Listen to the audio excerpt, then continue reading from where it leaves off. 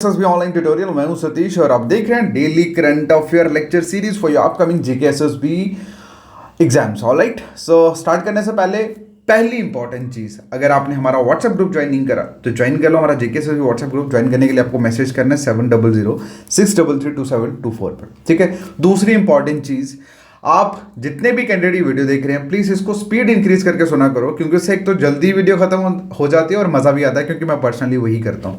और तीसरी most important चीज, आप सभी जानते ही हैं कि मोस्ट डिमांडिंग बुक हमारी जो चल रही है इस टाइम पे, जिसमें हम लोगों ने प्रोवाइड करा 2013 से लेकर अब तक के सारे papers plus 5000 subject wise MCQ जो पूछे गए आपके रीसेंट जीके एसएसबी एग्जाम्स में। अब ये बुक सभी मार्केट में अवेलेबल है, जम्मू कश्मीर हर जगह अवेलेबल है, और फाइनली ये बुक Amazon पे भी अवेलेबल है।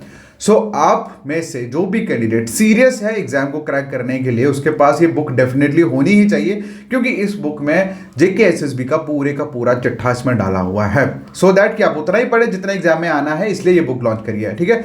बाकी आप किसी भी मार्केट में जाके किसी भी दुकान में जाकर बाय कर सकते हैं। बाकी अगर आपको कोई भी शॉप की इंफॉर्मेशन चाहिए या Amazon का लिंक चाहिए, आप इसी नंबर पे मुझे मैसेज करो, आपको सारी डिटेल प्रोवाइड कर देंगे। ठीक है। और हाँ, एक और इंपॉर्टेंट चीज, जो भी हमारे डेज मिस होते हैं डेली करंट अफेयर में, जो भी डेज हमारे मिस होते हैं, डोंट वरी, वो मैं सारे के सारे क्वेश्चंस, मतलब जितने भी वीडियोस में बनाता हूँ उन सभी में वो क्वेश्चन ऐड कर देता हूँ। ठीक है। और लास्ट में जो मैं फाइल बनाऊंगा करंट अफेयर की, तो उसमें सारे के सारे पूरे मंथ के जो इंपॉर्टेंट क्वेश्चंस होंगे सारे इंक्लूडेड होंगे। ओके, सो इसलिए टेंशन मत लेना अगर कभी कुछ 2 दिन छूटते हैं। मैंने इसलिए लास्ट 2 दिन वीडियो नहीं बनाई, क्योंकि मुझे लगा कि बच्चों के पेपर है, तो ये करंट अफेयर जो मैं बना रहा हूँ ये तो इमीडिएटली तो काम आएगा नहीं, तो वो बेचारे रिवीजन कर रहे होंगे, तो इसलिए मैंने नहीं बनाया। बट फाइनली अब एमसीक्यू सीरीज जो है वो फिर से हम लोग स्टार्ट करने वाले हैं, और आप लोगों का सपोर्ट चाहिए अगेन, आप लोगों का सपोर्ट चाहिए अगेन, सो दैट कि हम लोग अपने मतलब आप लोगों के लिए लगे रहें। ठीक है। तो चलिए स्टार्ट करते हैं हमारा पहला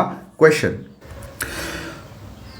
पहला क्वेश्चन है हमारा कि इंडिया में किनको अपॉइंट किया गया है एज अ एम्बेसडर, मतलब किस शख्स को एज अ एम्बेसडर अपॉइंट किया गया है एक इनिशिएटिव के लिए। मतलब initiative, I hope you know the meaning.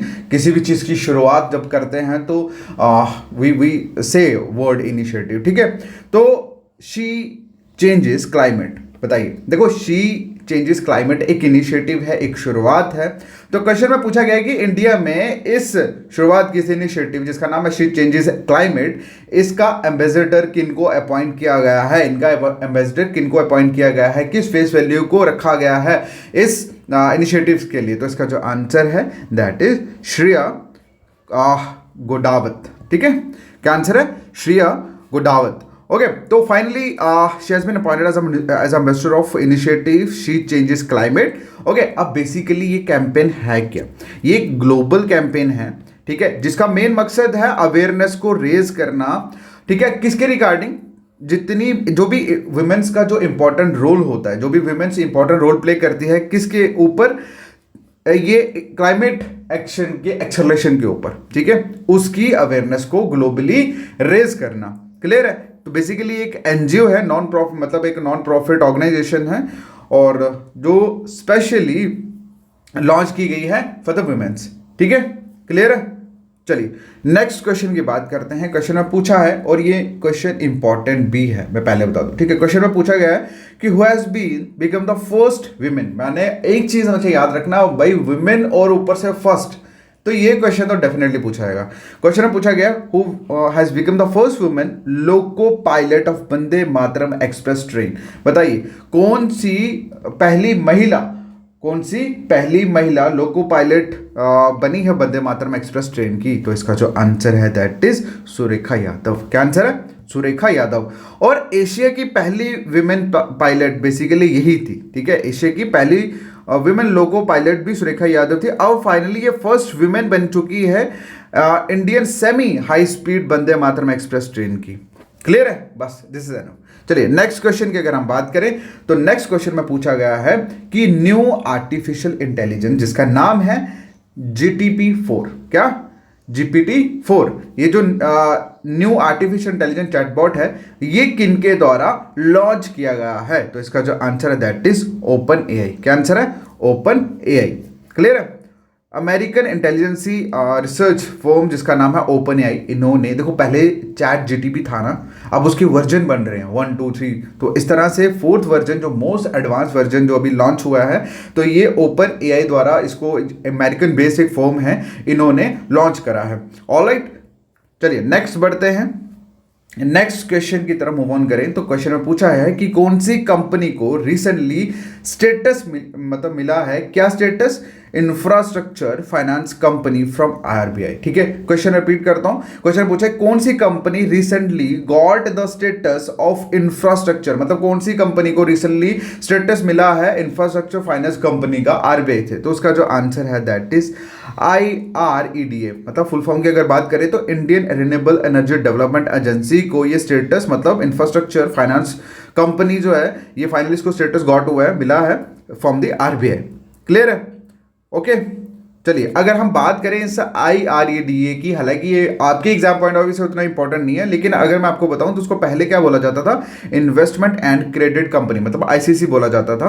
Okay, तो फाइनली नाउ इट्स चेंज और इसका नाम बन गया है Indian renewable energy development agency. Okay, but आपको इतना बीच में घुसने की जरूरत नहीं है, बस इतना समझ लेना कि इसको इंफ्रास्ट्रक्चर फाइनेंस कंपनी का जो स्टेटस है वो मिला है आरबीआई से। ठीक है, नेक्स्ट क्वेश्चन आप लोगों के सामने, क्वेश्चन में पूछा गया है कि men's player of the month award जो फेब मंथ में किनको मिला है, किस ये जो आप इमेज देख रहे हैं, मैं क्लियरली अगर आप क्रिकेट देखते हो तो आपको पता लग जाएगा, अदरवाइज नहीं पता। ठीक है, तो चलिए बात करते हैं कि कौन से men's player of the award for the month Feb किनको मिला है, तो उसका जो आंसर है दैट इज हैरी ब्रॉक। ठीक है, हैरी ब्रॉक बेसिकली इंग्लैंड के एक यंग क्रिकेटर हैं और इनको आईसीसीआई ने अनाउंस करा है player of the month for the month of Feb, that's all. Next question की अगर हम बात करें तो नेक्स्ट क्वेश्चन में पूछा गया है कि कौन सी सिटी में G20 फ्लावर फेस्टिवल ऑर्गेनाइज किया जा रहा है, in which city G20 flower festival being organized. Again repeating कि G20 फ्लावर फेस्टिवल किस सिटी में ऑर्गेनाइज किया गया है, तो इसका जो आंसर है दैट इज न्यू दिल्ली। क्या आंसर है? न्यू दिल्ली। ओके, कब? फ्रॉम 11 मार्च से। ओके, चलिए अब इसका जो मेन पर्पस है, मतलब इस G20 फ्लावर फेस्टिवल का मेन पर्पस है to emphasise the diversity of G20 participant and guest countries, मतलब कि एम्फसाइज होता है जोर देना। क्या होता है?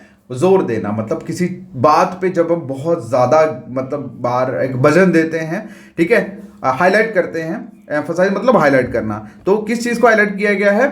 डाइवर्सिटी मतलब डिफरेंसेस। ओके, अब ऑब्वियसली G20 जो समिट है या कोई भी ऑर्गेनाइजेशन होती है वर्ल्ड्स की, तो उसमें हर तरह के लोग जो है वो कोलैब होते हैं, ज्वाइन होते हैं and they give their opinions about the welfare of the things. ठीक है, तो बेसिकली ये जो फ्लावर फेस्टिवल है इसका मेन पर्पस ये है कि जितनी भी डाइवर्सिटीज हैं, जो भी पार्टिसिपेंट या गेस्ट कंट्रीज वहाँ पे आई हैं उनको उनके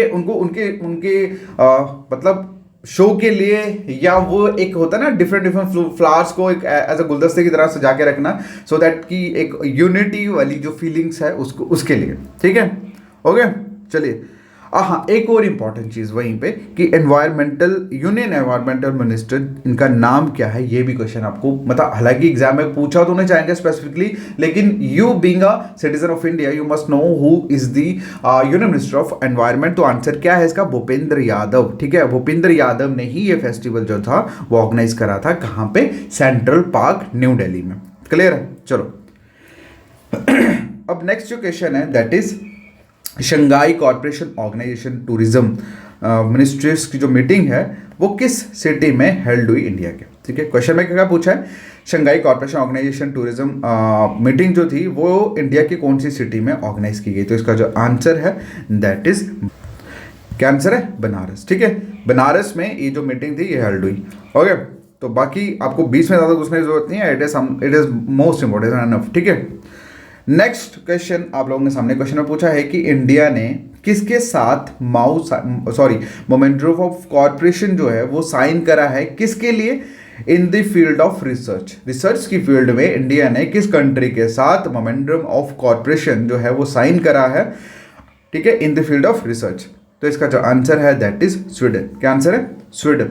और जो science and engineering research board जो है इंडिया का, इन्होंने Sweden foundation of international corporation in research and higher education, इन दोनों ने मिलकर मोमेंटम ऑफ कॉर्पोरेशन जो है वो साइन करा है। अब इसका मेन ऑब्जेक्टिव क्या है, मेन एम क्या है इस कोलैबोरेशन का, ताकि रिसर्च को प्रमोट किया जाए, मतलब to promote research networking among research institution, मतलब इन दोनों इंस्टीट्यूशंस में जो रिसर्च नेटवर्क है उसको प्रमोट किया जाए। ठीक है, क्लियर है? चलिए नेक्स्ट जो क्वेश्चन में पूछा गया है कि इंडिया का रैंक बताइए, इंडिया का रैंक बताइए in the list of most polluted countries on the world air quality index. बताइए, मतलब वर्ल्ड एयर क्वालिटी इंडेक्स के ऊपर इंडिया का कौन सा स्थान है, कौन सी प्लेस है, किस टाइटल में, किस सब्जेक्ट में, मोस्ट पॉल्यूटेड कंट्री। ठीक है, मोस्ट पॉल्यूटेड कंट्री के रूप में इंडिया का कौन सा नाम, मतलब कौन सी प्लेस है जो, मतलब किस इंडेक्स में, on the world air quality index. तो इसका जो आंसर है दैट इज 8th। क्या आंसर है? 8th। Okay, so basically India का 8th प्लेस है, 8th नंबर पे इंडिया आती है most polluted countries on world air quality index में। और ये क्वेश्चन मैं आपको एक चीज़ बता दूं, मोस्ट इंपॉर्टेंट है भाई। मोस्ट इंपॉर्टेंट मैं क्यों बोल रहा हूँ, क्योंकि इंडेक्स वाले क्वेश्चन JKPSI में भर भर के पूछे गए थे। आपको ज़्यादा नहीं घुसना कि पहला कौन है, सेकंड कौन है, थर्ड कौन सा, नो, सिर्फ अपनी कंट्री के रिलेटेड, क्योंकि आपका जब भी कभी क्वेश्चन पूछा जाएगा तो नो डाउट वहाँ पर इंडिया के रिलेटेड जितनी भी मतलब कॉर्पोरेशंस हुई हैं, ठीक है, कॉर्पोरेशंस हुई हैं, तो किसके साथ अगर हुई हैं तो आपको उस कंट्री का नाम जानने की ज़रूरत है। लेकिन अगर कोई चीज़ मैक्सिमम इंडेक्स में जो चीज़ें पूछी जाएंगी वो इंडिया के रिलेटेड ही पूछी जाएंगी। ओके, तो चलिए स्टार्ट करते हैं नेक्स्ट। और इस क्वेश्चन का आंसर आप लोग दोगे कमेंट सेक्शन में। कहाँ दोगे? कमेंट सेक्शन में। अब इसमें पूछा गया हुआ कि which country has been honoured with the government leadership award 2023 by GSM association. बताइए कौन सी कंट्री को GSM एसोसिएशन द्वारा गवर्नमेंट लीडरशिप अवार्ड 2023 जो है वो दिया गया है। ये क्वेश्चन ऑलरेडी हमने किया हुआ है and now you will give the answer of this question in the comment section. और आपको लेक्चर कैसे लग रहा है डेली करंट अफेयर के, प्लीज़ शेयर करना। और एक और इंपॉर्टेंट चीज़, जब भी आप वीडियो देखते हो ना, प्लीज़ उसको लाइक ज़रूर किया करो और उसके साथ शेयर अगर कर सको अपने व्हाट्सएप स्टेटस पे, ठीक है, तो प्लीज़ कर दिया करो, क्योंकि इससे हमारी रीच ज़्यादा से ज़्यादा लोगों तक बढ़ेगी तो हमें फ़ायदा होगा। ठीक है, बाकी थैंक यू सो मच। अगर आपने ग्रुप ज्वाइन नहीं करा तो आप इसको कर लेना। तो मिलते हैं नेक्स्ट वीडियो में, तब तक के लिए thank you so much, take care, bye.